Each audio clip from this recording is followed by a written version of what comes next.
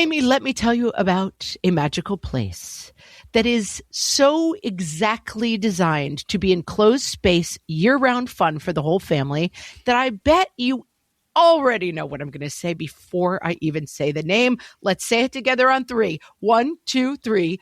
Great Wolf Lodge. You got it, Amy. My kids loved Great Wolf Lodge when we went. You probably already know that it has a huge indoor water park with a wave pool, lazy river, a bunch of massive water slides. But then your pack can hit the other attractions because, wait, there's more. Great Wolf Lodge has adventure-packed attractions like Magi Quest, a live-action game kids can play throughout the lodge, plus the Northern Lights Arcade. Spent some quality time there, so your kid who loves the lazy river and your kid who loves fantasy games will both have a great time. Great Wolf Lodge also offers great dining options and complimentary daily events like nightly dance parties, all under one roof. Unpack the car once and you're settled in to have fun. And with 22 lodges across the country, you're always a short drive away from adventure.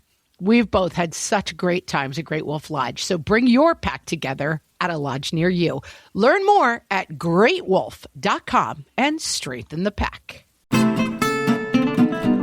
Welcome to Ask Amy from What Fresh Hell, laughing in the face of motherhood, solving your parenting dilemmas one question at a time. This week's question is from Katie on Instagram, who wrote us at What Fresh Hellcast to say, "Thank you both for your awesome podcast. It gets me through the week. Here's my question. I have 2 boys, the older almost 2.5, the younger a 1-year-old. They're 18 months apart. My 2.5-year-old son is just nonstop, no, this is mine, and takes everything away from his little brother all day long. I'm constantly having to keep the younger one away from the older one, otherwise he will try to kick or hit him. It's frustrating and exhausting, and I know it's a normal stage, but I also feel like there must be something I can do to help." Katie, I can tell you're a dedicated listener because you led with the knowledge that yes, this is probably developmentally appropriate, and it is on both counts. Saying this is mine is something that a 2-year-old is going to start to say, and it's actually a good thing that they're saying that. They're individuating their identity. He's speaking up for himself. He can't speak in sentences or paragraphs probably enough to say, you know what, it really isn't a good time for me. I really look forward to spending time with this dump truck right now, and Wednesdays are the time when he can't do any of that, so he just says, no, this is mine, and he yells because he's frustrated.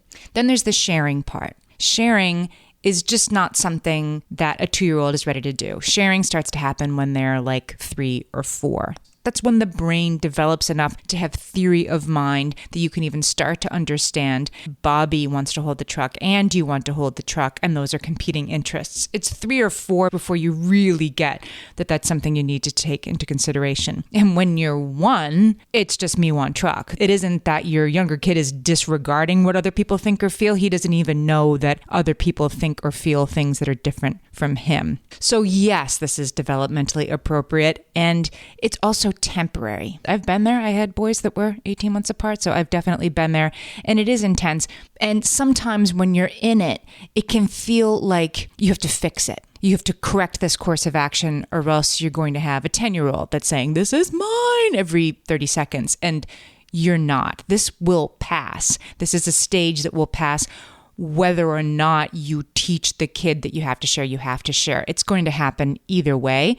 The bad news for you is that it's happening right now, and there might be hitting and there might be kicking. So let's separate those out. It's okay to be frustrated. It's okay to not want to share. It's okay to be annoyed that your little brother, who doesn't get that he can't just take something out of your hand, comes into the room and does it. All of that is appropriate to be frustrated about. It's not appropriate to kick or hit. And your 2-year-old, who is really not a lot older and not a lot further along developmentally, needs to understand that. And you need to be his voice in those times. You need to step in and say, I see you're frustrated. I understand we don't kick. In this house, we don't kick.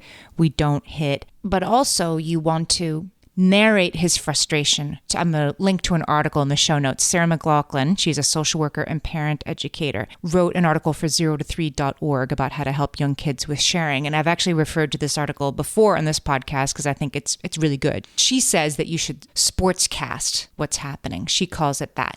This is also a technique that Dr. Jonathan Karp talks about in The Happiest Toddler on the Block. So I recommend that book too. But Sarah McLachlan calls it sportscasting. And what she means is you enter the room, you see this interaction and process. Things are getting elevated and hitting and kicking might be near. And you say, oh my goodness, you have the yellow truck and he's trying to take it. And you're saying, no, you can't have the yellow truck. I want to hold the yellow truck right now.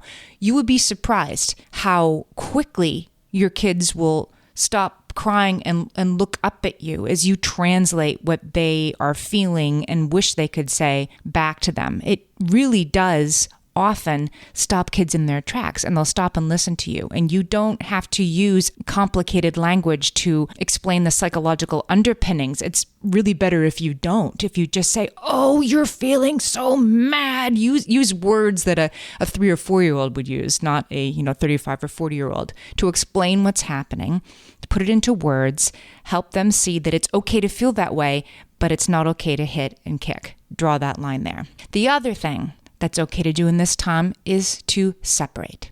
You don't have to force sharing right now. Like we said, you have kids who are developmentally incapable of sharing. That doesn't mean they'll never get there. It means right now they both want the yellow truck. That's all that matters to them. And so it really is okay in this time to have your 1-year-old in the kitchen with the dinosaurs and your 2-year-old in the living room with the trucks. It doesn't mean they'll never play together. It doesn't mean they'll never learn to share. It just means that this is the season you're in right now and you are a good parent. Another thing you can try, experts disagree about this, by the way, is using an hourglass or a time timer, which you can get on Amazon, which is a visual representation of now it's your turn with the squishy guys. And then when the time runs out, then it's going to be your brother's turn with the squishy guys. Some experts say, don't get into that. That's not how sharing works. That's not what sharing is. And don't put that much expectation around it. Just say you have a long turn and then he has a long turn. You can try that. Maybe the timers will work for your kid and it'll really take the fighting down. If it does, do it. If it doesn't, other people say it doesn't really work anyway. But the most important thing, I think, is for you to maintain the perspective that this is a moment that you have 2 kids who don't know how to share yet, having to share, and of course they're going to be upset. And the more you can prevent that situation from occurring in the first place by letting them play separately, the easier things will be for now. Send us your parenting questions and we might answer yours next. Email us questions@whatfreshhellpodcast.com. Thanks for listening.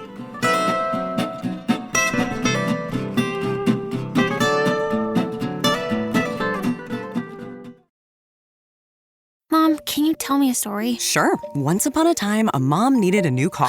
Was she brave? She was tired, mostly. But she went to Carvana.com and found a great car at a great price. No secret treasure map required. Did you have to fight a dragon? Nope. She bought it 100% online. From her bed, actually. Was it scary? Honey, it was as unscary as car buying could be. Did the car have a sunroof? It did, actually. Okay, good story. Car buying you'll want to tell stories about. Buy your car today on Carvana. Delivery fees may apply.